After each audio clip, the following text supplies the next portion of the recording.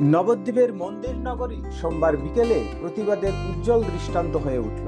সম্প্রতি বাংলাদেশে ইস্কন ভক্ত চিন্ময় প্রভুকে গ্রেপ্তার এবং ভারতের জাতীয় পতাকাকে অবমাননার ঘটনার প্রতিবাদে সনাতন সন্ত সমাজের উদ্যোগে আয়োজিত হয় এক বিশাল প্রতিবাদী পদযাত্রা। বিকেল 4টেই নবদ্বীপের নরহরিধাম মন্দির থেকে এই পদযাত্রা শুরু হয়। এই কর্মসূচিতে নবদ্বীপের বিভিন্ন মঠ মন্দিরের অসংখ্য সাধু সন্ত ছাড়াও পার্শ্ববর্তী এলাকার সাধারণ মানুষ বিপুল সংখ্যায় অংশ নেন।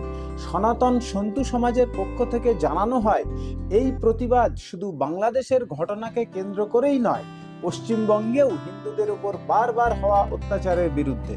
তারা বাংলাদেশের ইস্কন ভক্তের অবিলম্বে মুক্তির দাবি করেন এবং স্পষ্ট জানিয়ে দেন, যদি এই অত্যাচার বন্ধ না হয় তবে ভবিষ্যতে আরও বৃহত্তর আন্দোলনে নামবেন তারা। প্রতিবাদী এই পদযাত্রাটি শহরের বিভিন্ন পথ পরিক্রমা করে রাধাবাজার মোড় এলাকায় শেষ হয়। আয়োজন শান্তিপূর্ণ হলেও প্রতিবাদীদের কণ্ঠে ছিল দৃঢ়তা। তারা জানান, সনাতন ধর্ম ও জাতীয় গৌরবের মর্যাদা রক্ষায় তারা কখনো পিছু হটবেন না। নবদ্বীপের এই পদযাত্রা একদিকে যেমন ধর্মীয় সহিষ্ণুতার বার্তা দিয়েছে, তেমনি আন্তর্জাতিক মহলেও বাংলাদেশের সংখ্যালঘুদের প্রতি হওয়া অন্যায়ের বিরুদ্ধে সচেতনতার আহ্বান জানিয়েছে। নদিয়ার নবদ্বীপ থেকে অর্ণব মজুমদারের রিপোর্ট। নির্যাতন, নিপীড়ন, তাদের কারাবরণের প্রতিবাদে আজকে নবদ্বীপের সন্ত সমাজ এবং নবদ্বীপের ভক্ত মন্ডলী মহাপ্রভু চৈতন্যদেবের ভারতবর্ষে হরিনাম সংকীর্তন নিয়ে আজকে সেই প্রতিবাদ পদযাত্রায় তারা ধীরে ধীরে এগিয়ে চলেছে। আজকে আমাদের কর্মসূচি, আমরা জানি যে বাংলাদেশে হিন্দুদের উপরে, বিশেষত সংখ্যালঘু সম্প্রদায়, বিশেষত হিন্দুদের উপরে ব্যাপক অত্যাচার করছে। ঘর বাড়ি জ্বালিয়ে দেওয়া, দোকান লুট করা, মায়েদের সম্ভ্রম হানি করা, যত রকম অত্যাচার হয় চলছে এবং এটি আমরা মনে করছি এটি পরিকল্পনার অঙ্গ এবং তার হিন্দুদের এই যে ওই দেশ থেকে তাড়িয়ে যাওয়ার যে চক্রান্ত, তারই অঙ্গ আমাদের চিন্ময় কৃষ্ণ প্রভুকে গ্রেপ্তার করা।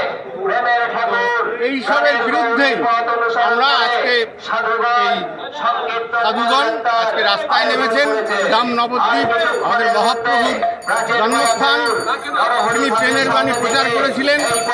সেই প্রেমের বাণী প্রচার করা এবং তার সঙ্গে সঙ্গে যেমন কাজীকে তিনি দলন করেছিলেন, প্রয়োজনে সেই দলনের বার্তা দেওয়া, জন্যই আমরা আজকে পথে নেমেছি।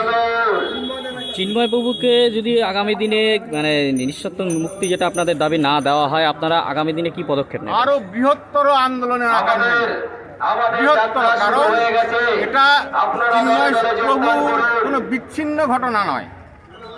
এটি কিন্তু শুধু বাংলাদেশ নয়, পশ্চিমবঙ্গ এর একটা পরিকল্পনা চলছে। এরকম তার ফলশ্রুতি আমরা বিভিন্ন জায়গায় দেখতে পাচ্ছি।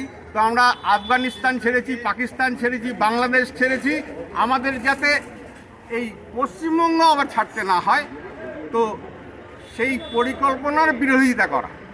চিন্ময় কৃষ্ণ প্রভু তার একটা উদাহরণ মাত্র, তারা যে অত্যাচার চালাচ্ছে তার একটা উদাহরণ মাত্র চিন্ময় কৃষ্ণ প্রভু।